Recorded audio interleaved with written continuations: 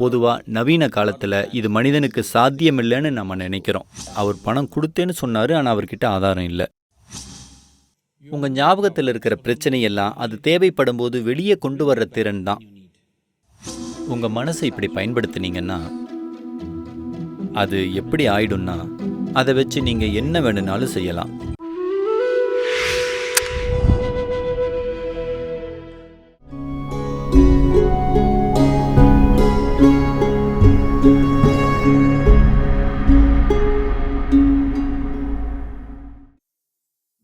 What we want to do for any individual. நம்ம விரும்புறது நடக்கிறது அப்படிங்கிறது எந்த ஒரு மனிதருக்கும் அது அவங்க விரும்புறதால மட்டுமே நடக்காது. அதுக்குரிய திறமையை சம்பாதிச்சாதான் நடக்கும்.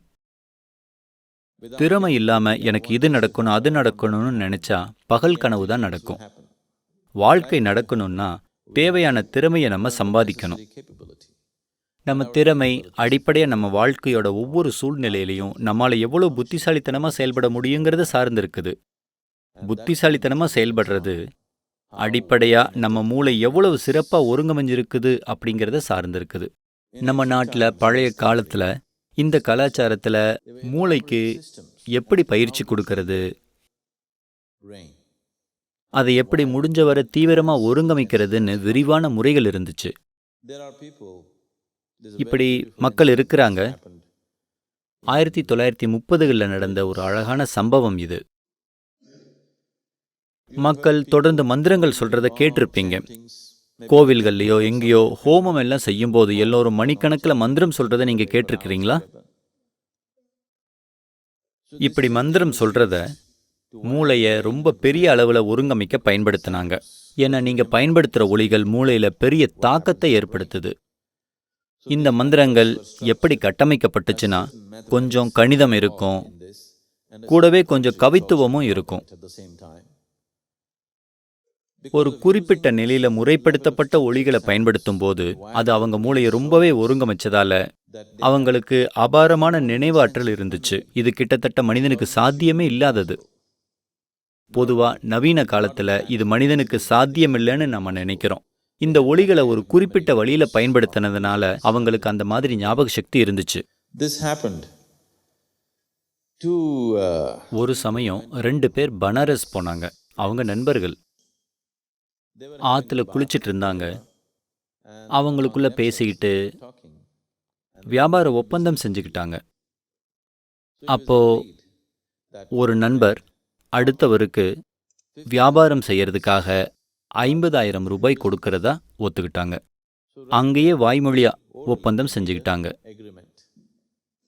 செயல்படுத்தினாங்க. சில வருஷத்துக்கு அப்புறம் எழுதின பத்திரம் இல்லாததால இவர் பணத்தை திருப்ப கேட்டபோது அடுத்தவர் சொன்னாரு, நீ என்கிட்ட கொடுக்கவே இல்லை. அப்படி எதுவும் நடக்கவே இல்லை. அதனால அவர் நீதிமன்றத்துக்கு போனாரு. நீதிமன்றத்துக்கு போன போது அவர்கிட்ட எந்த ஆதாரமும் இல்லை. அவர் பணம் கொடுத்தேன்னு சொன்னாரு, ஆனா அவர்கிட்ட ஆதாரம் இல்லை. அப்போ நீதிபதி, நீங்க ஏதாவது ஆதாரம் கொண்டு வரணும், இல்லைன்னா நாங்க எதுவும் செய்ய முடியாது அப்படின்னு சொல்லிட்டாரு. அப்போ அவருக்கு ஞாபகம் வந்துச்சு, அவங்க ஆத்துல இருந்த போது அவங்க பக்கத்துல ஒரு பிராமண புரோகிதர் குளிச்சிட்டு இருந்தாரு. நம்ம பேசினதை அவர் கேட்டிருப்பாரு. அவரை ஒரு சாட்சியா கொண்டு வரலாம் அப்படின்னு நினைச்சாரு. அவரை தேடி பனாரஸ் போனாரு. அவரை கண்டுபிடிச்சாரு. ஆனா பெரிய ஏமாற்றம். ஏன்னா அந்த புரோகிதருக்கு ஆங்கிலம் தெரியாது. இவங்க 2 பேரும் ஒப்பந்தம் செஞ்ச போது ஆங்கிலத்துல பேசிட்டாங்க. இந்த புரோகிதருக்கு ஆங்கிலம் தெரியாது. இது பிரயோஜனம் இல்லாததுன்னு நினைச்சாரு. அப்போ அந்த பிராமணர், ஏன் என்ன ஆச்சு அப்படின்னு கேட்டாரு. அவர் சொன்னாரு, 4 வருஷத்துக்கு முன்னாடி நாங்க இங்க குளிச்சுட்டு இருந்தோம், நீங்களும் இருந்தீங்க, உங்களை ஒரு சாட்சியா கூப்பிடலான்னு நினைச்சேன் அப்படின்னு சொன்னாரு. அதுக்கு அந்த பிராமணர், சரி நீங்க சொன்னதை என்னால திருப்ப சொல்ல முடியும், நீங்க 2 பேரும் பேசிட்டதை நான் அப்படியே ஒப்பிக்க முடியும் அப்படின்னாரு. அவருக்கு ஆங்கில மொழி தெரியாது. ஆனா அவங்க பேசினதை ஒரு வார்த்தை விடாம திரும்ப சொன்னாரு. அவங்க உச்சரிச்ச ஒவ்வொரு சப்தமும் அவருக்கு நினைவிருந்துச்சு. அவருக்கு அதோட அர்த்தம் தெரியாது, மொழி தெரியாது. ஆனா அவங்க சொன்ன ஒவ்வொரு வார்த்தையையும் அப்படியே சொன்னாரு. அவரை நீதிமன்றத்துக்கு கொண்டு வந்து வழக்குல வெற்றி அடைஞ்சாங்க. நம்ம ஞாபக சக்தியையும் செயல்திறனையும் நம்ம உள் சூழ்நிலையை சரியா கையாண்டா பெரிய அளவுல மேம்படுத்த முடியும். இதுக்கு ஒரு எளிமையான காரியம் செய்யணும். நீங்க எல்லோரும் விருப்பமா இருந்தா நம்ம இன்னும் பல படிகளை கொண்டு வரலாம். ஆனா ஆரம்பத்துல நம்ம செய்யக்கூடிய ஒரு எளிய விஷயம் அசையாம இருக்க கத்துக்கணும். நீங்க எங்கேயாவது உட்கார்ந்தா அசைவில்லாம துளி கூட அசையாம உட்கார கத்துக்கணும். சும்மா அசையாம உட்கார்ந்தா உங்க உணர்திறனும் மூளையை பயன்படுத்துற திறனும் ரொம்பவே அதிகமாகிறத கவனிப்பீங்க. நீங்க இதை புரிஞ்சுக்கணும்.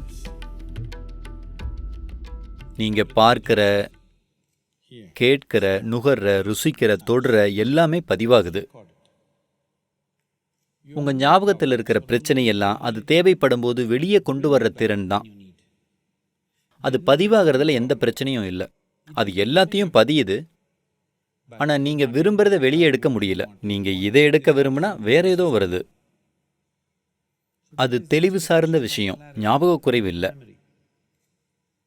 ஞாபக சக்தின்னா இந்த ஃபோன்ல மெமரி குறைவா இருக்குதுன்னு சொன்னா அதுக்கு என்ன அர்த்தம்? அதோட பதிவு செய்யற ஆற்றல் குறைவா இருக்குதுன்னு அர்த்தம் இல்லையா?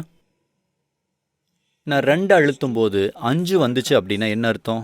மோசமான மெமரியா, மோசமான கீபோர்டா? or bad keyboard. மோசமான கீபோர்டு. அதனால இது மோசமான கீபோர்டு பத்தினது. இது மோசமான நினைவாற்றல் பத்தினது இல்லை. நீங்க 2 அழுத்தினா 2 வர்றது ரொம்பவும் முக்கியம், 5 வரக்கூடாது. இது மோசமான கீபோர்டு பத்தினது. ஞாபக சக்தியை சரி செய்ய முயற்சிக்காதீங்க. ஞாபக சக்தி நல்லாவே இருக்குது. நீங்க பார்க்கிற எல்லாமே பதிவாகுது. உங்களால சரியான நம்பரை டைப் செய்ய முடியல. அவ்வளவுதான் பிரச்சனை இல்லையா? இது ஞாபக சக்தியை பத்தின விஷயம் இல்லை. இது தெளிவை பத்தினது. அதனால நம்ம தெளிவுக்காக வேலை செய்யணும். நமக்கு மன தெளிவை தர்றது எது?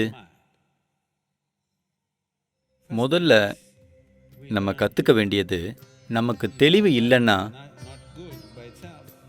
ஒரு எளிமையான விஷயம், எல்லாத்தையும் ஒருவித துல்லியத்தோட செய்யறது. இதுதான் ஹட்ட யோகா.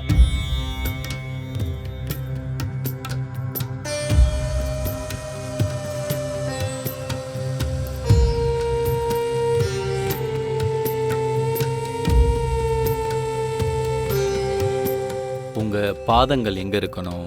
இங்க இங்க இல்லை. இப்படி உங்க கைகள் எங்க இருக்கணும்? இது போல. இது சரியில்லை. இப்படி. இது எல்லாம் சரி செய்யும் போது என் தலை குனிஞ்சிருக்குது. ஓ, இப்படி இல்லை, Like this. இப்படி துல்லியமா. இப்போ நீங்க கீழே போறீங்க. நீங்க உட்காரும்போது இதை கவனிங்க. சரியா? உங்க பேண்ட் எப்படி இருக்கணும்? இப்படி. நீங்க என்ன கொண்டு வந்திருந்தாலும் உங்க புத்தகம், உங்க நோட் புக் எங்க இருக்கணும்? உங்க பேனா எங்க இருக்கணும்? அது அங்கங்க இருக்கணும். இதை மட்டும் பயிற்சி செய்யுங்க. ஒவ்வொரு சின்ன விஷயத்திலையும் உங்க செயல்ல துல்லியத்தை கொண்டு வந்தா அது உங்க மனசுல நடக்கும். It will happen in your mind. என்ன கவனிப்பீங்கன்னா, நான் இதை சொன்னா அது 2ஆம் நம்பருக்கு போகும், 5க்கு போகாது. Yes. இப்போ குழம்பி போகுது. அதனால மெதுவா செய்யுங்க. 2, 3, 1. சரி, 2 இங்க, 3 இங்க, 1 இங்க. உங்க வாழ்க்கையோட ஒவ்வொரு அம்சத்திலையும் இதை செய்யுங்க. நீங்க தூங்க போகும்போது அது எப்படி இருக்கணும்? எல்லாமே. உங்க ரூமுக்கு போறீங்க, அது எப்படி இருக்கணும்? ஆசனத்துல நீங்க என்ன செய்யறீங்களோ அதே துல்லியத்தை உங்க வாழ்க்கையிலையும் கொண்டு வாங்க. You will see. அப்போ மெல்ல மெல்ல மனசு ரொம்ப தெளிவா மாறும். அது எல்லாத்தையும் துல்லியமா நடத்தும். நீங்க செய்ய வேண்டிய எளிமையான பயிற்சி, இந்த க்ஷணத்திலிருந்து நீங்க நிற்கும்போது, உட்காரும்போது, நடக்கும்போது, இங்கிருந்து வெளியே போகும்போது நீங்க இப்படியே பார்க்கணும். என்ன செய்யற மாதிரி பார்க்கணும்?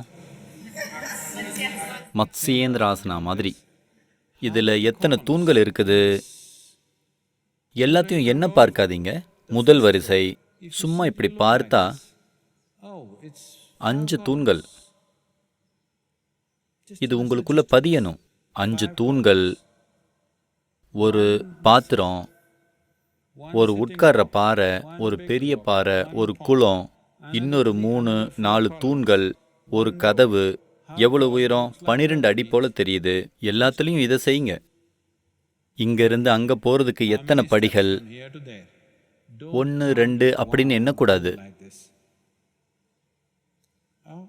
நீங்க 3 அடி நடந்த பிறகு, சரி அது 3, இன்னும் 3, இன்னும் 3, இன்னும் 3ன்னு நினைக்கிறேன். சில நாட்களுக்கு அப்புறம் 11 அல்லது 4 அல்லது 5ன்னு எண்ணுங்க. just like that, without thinking சும்மா யோசிக்காமலே மெதுவா தெரியணும். that. சரி, நான் 12 படி நடந்திருப்பேன்.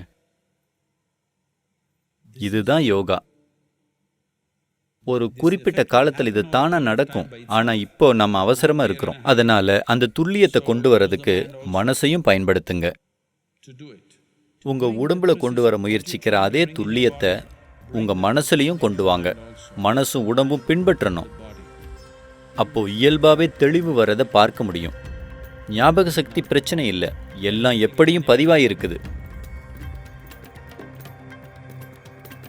நான் இப்போ உங்களை திட்ட போறேன். உங்களை ரொம்ப மோசமா திட்ட போறேன். அதை மறக்க முயற்சி செய்யுங்க. மறப்பீங்களா? வாழ்நாள் முழுக்க ஞாபகம் வச்சிருப்பீங்க. ஆமாவா இல்லையா? உங்களுக்கு அபாரமான ஞாபக சக்தி இருக்குது, ஆனால் கெட்ட வார்த்தைகளை மட்டும்தான் நினைவு இருக்குது.